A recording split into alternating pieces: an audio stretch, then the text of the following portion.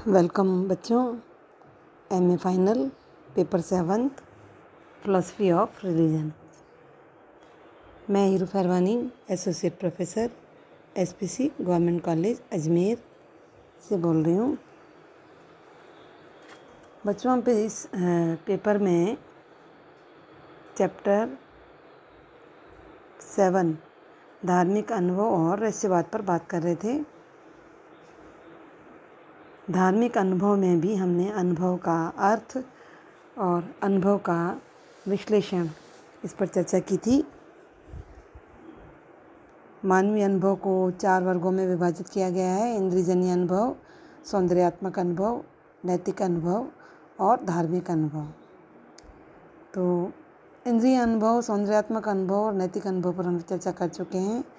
आज हम बात करेंगे धार्मिक अनुभव पर। ठीक है। धार्मिक अनुभव का जो स्वरूप है वो इन तीनों रूपों से कहाँ तक भिन्न है, इसकी और धार्मिक अनुभव की कोई निश्चित रूप से परिभाषा देना बहुत कठिन है। फिर भी हम कह सकते हैं कि अधिकांश दार्शनिक जो हैं धर्मपरायण व्यक्तियों को किसी अलौकिक या देवी सत्ता जो कि एक विशेष प्रकार का अनुभव देती है उसे ही धार्मिक अनुभव की संज्ञा हम दे सकते हैं। हम पिछले अध्यायों में देख चुके हैं कि देवी सत्ता में विश्वास जो है धर्म का एक अनिवार्य तत्व माना गया है और हर उपासक जो है किसी न किसी रूप में इस सत्ता का अनुभव अवश्य करता है, जिसकी वो अभिव्यक्तियाँ जो है प्रार्थना के रूप में, जप तप के रूप में, पूजा पाठ और धार्मिक कर्मकांडों के माध्यम से होती हैं। तो दैवी सत्ता से संबंधित उसका ये जो अनुभव है इसे ही हम धार्मिक अनुभव कहते हैं। तो इस तरह से किसी अतीन्द्रिय या देवी सत्ता पर पूरी तरह से निर्भरता, उसके प्रति श्रद्धा, सम्मान, प्रेम, आत्मसमर्पण और पूजा की भावना, ये सभी जो हैं धार्मिक अनुभव के अनिवार्य और मूल तत्व माने गए हैं, जो उसे दूसरे प्रकार के अनुभवों से अलग भी करते हैं और उसे विशेष प्रकार का अलौकिक अनुभव भी बना लेते हैं। ये तो था धार्मिक अनुभव।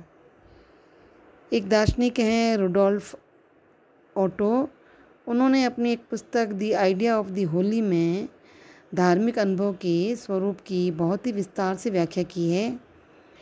वे कहते हैं कि धार्मिक अनुभव में बौद्धिक और निर्बौद्धिक 2 तत्व विद्यमान रहते हैं, फिर भी उसमें निर्बौद्धिक तत्व की प्रमुखता होती है।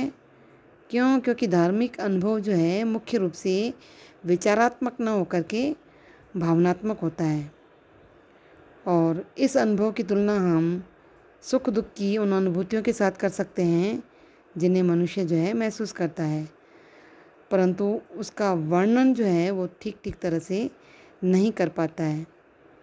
तो इस दृष्टि से जो भावनात्मक अनुभव है उसी की तरह ही धार्मिक अनुभव को भी अवर्णनीय कह सकते हैं, यानी जिसका हम वर्णन नहीं कर सकते हैं।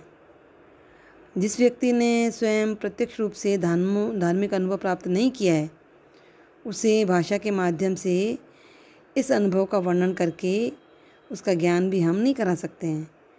जैसे जन्म और या शैशव काल से कोई दृष्टिहीन व्यक्ति है, उसे केवल वर्णन के द्वारा हम रंगों के अनुभव का साक्षात ज्ञान हम नहीं दे सकते हैं। उसी तरह से एक धर्मनिरपेक्ष व्यक्ति है, उसे भी हम धार्मिक अनुभव का केवल वर्णन करके उसके वास्तविक स्वरूप से परिचित नहीं करा सकते हैं। तो ओटो कहते हैं कि यह अवर्णनीयता है, यही धार्मिक अनुभव की एक प्रमुख विशेषता है। जो तत्व धार्मिक अनुभव को दूसरे अनुभव से पृथक करता है और जो इस अनुभव का मूल तत्व है, उसे ही ओटो ने दिव्य अनुभूति कहा है। और ये जो दिव्य अनुभूति है, इसे ही वो निर्बौद्धिक तत्व कहते हैं, जिसे हम भाषा के माध्यम से या विचार के माध्यम से अभिव्यक्त नहीं कर सकते हैं। परंतु ओटो ने इस दिव्य अनुभूति के स्वरूप का विस्तार से विवेचन किया। वे कहते हैं कि इस अनुभूति में मुख्य रूप से 3 तत्व मौजूद हैं: भय और श्रद्धायुक्त विस्मय, रहस्यात्मकता तथा प्रेममय तीव्र आकर्षण। ये जो 3 तत्व हैं, ये इस धार्मिक अनुभूति में विद्यमान रहते हैं। सबसे पहले एक धार्मिक व्यक्ति जो है वो अपने उपास्य विषय के प्रति एक विशेष प्रकार के संवेग का अनुभव करता है। उस संवेग को ही हम भय और श्रद्धायुक्त विस्मय कह सकते हैं। जब वह अपने आराध्य विषय की महानता से इतना अभिभूत होता है कि उसके सामने वह अपने आप को ही वो धूल या राख के समान तुच्छ समझता है, और उस आराध्य विषय की महानता के कारण वो आश्चर्यचकित भी रहता है। और इस मिश्रित आश्चर्यचकित रहने के कारण ही वो रहस्य का अनुभव करता है। क्योंकि वो अपने आराध्य विषय के स्वरूप को समझने में असमर्थ है। तो इस दृष्टि से एक धर्मपरायण व्यक्ति को अपना उपास्य विषय सारी सांसारिक वस्तुओं से एक अलग ही प्रकार का प्रतीत होता है, और ये जो रहस्य है, ये रहस्य ही उसे अन्य सभी वस्तुओं से अलग करता है। अपने आराध्य विषय के प्रति जब उसका तीव्र आकर्षण होता है, तो उससे प्रेरित होकर के उपासक जो है उससे प्रेम करने लगता है और अपने आप को उसके प्रति पूरी तरह से समर्पित कर देता है। तो धार्मिक अनुभव का ये जो अंतिम तत्व है, वो भक्त के लिए उसके अनुभव को और भी आनंदमय बना देता है। वो अपने उपास्य विषय को केवल भय, श्रद्धा और विस्मय, रहस्य की वस्तु नहीं समझता, बल्कि उसके प्रति आकर्षण और प्रेम का भी अनुभव करता है। इस तरह से ओटो जो है भय और श्रद्धायुक्त विस्मय, रहस्यात्मकता और प्रेम में तीव्र आकर्षण से परिपूर्ण ये जो विशेष दिव्य अनुभूति के आधार पर उन्होंने धार्मिक अनुभव के स्वरूप की जो व्याख्या की है, ये मुख्यतः निर्बौद्धिक अनुभव कहलाती है, जिसे हम शब्दों में अभिव्यक्त नहीं कर सकते हैं। ठीक है, तो ये था धार्मिक अनुभव का स्वरूप। आगे चल कर के ओटो के सिद्धांत में कुछ आपत्तियां भी उठाई गई हैं। जैसे इन्होंने दिव्य अनुभूति को एक निर्बौद्धिक तत्व माना है, जिसे हम शब्दों में व्यक्त नहीं कर सकते हैं, लेकिन दूसरी तरफ इसका बहुत ही विस्तार से वर्णन भी कर रहे हैं। यदि दिव्य अनुभूति निर्बौद्धिक है, अवर्णनीय है, जैसा कि ओटो मानता है, तो उसके संबंध में मौन रहने के अलावा हमें और कुछ नहीं कहना चाहिए। हम कुछ कर भी नहीं सकते हैं, क्योंकि ये जो है व्याख्या इन्होंने दी है वो उनके अपने ही सिद्धांत के विरुद्ध हो जाती है। दूसरी इन्होंने ये बात बताई है कि भावनाओं को केवल धार्मिक अनुभव की अनिवार्य मूल आवश्यकता नहीं माना जा सकता, क्योंकि वो केवल मनुष्य के सामान्य अनुभव के साथ भी संबद्ध हो सकती है।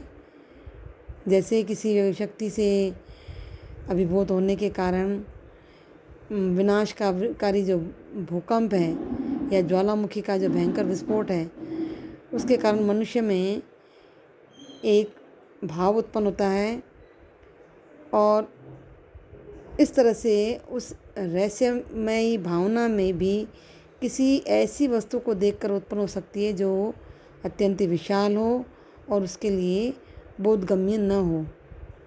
जैसे पर्वत या सागर की विशालता या ब्रह्मांड की अवबोध गम्यता, उसमें ये भावना उत्पन्न कर सकती है। तो इस उदाहरण से स्पष्ट है कि ये भावनाएं केवल धार्मिक अनुभव तक की सीमित नहीं है, जैसा कि ओटो ने माना है। उस स्थिति में इन भावनाओं को केवल धार्मिक अनुभव की अनिवार्य विशेषता मानना बहुत ही कठिन माना जाता है।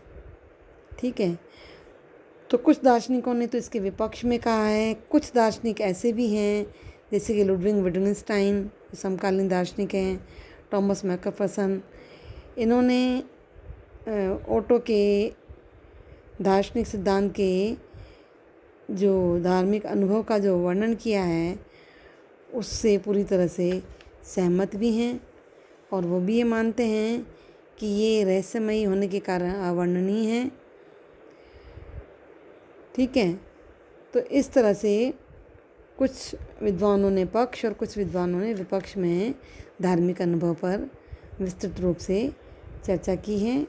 लेकिन हम इतना कह सकते हैं कि धार्मिक अनुभव में इंद्रियजन्य अनुभव, सौंदर्यात्मक अनुभव और नैतिक अनुभव, ये तीनों का ही समुचित रूप से समावेश रहता है।